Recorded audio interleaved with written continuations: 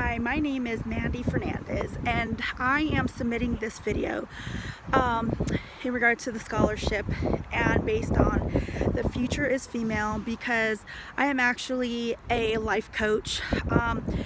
I feel like my passion and my purpose is to really help empower women, mothers, wives, who are meant for more, who is meant to be more than just a wife, be more than just a woman, be more than just a mom, which all of those roles are definitely important in society for sure. But along with that, especially with how the dynamic of life has changed these days, there just needs to be a little bit more. I feel like every woman deserves to make choices because it is something that is the best and right choice for herself and her family, and not based on the idea that she's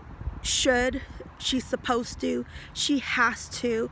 because other people are telling her what she has to do because she has a lack of money. I feel like money should be the last thing that holds a woman back from living life the way she feels empowered to do so. I feel like a lot of women really kind of suppress themselves, but based on outside influences, and it's for me, it's time to stop. For me, it is about empowering the woman as a person. It is about empowering her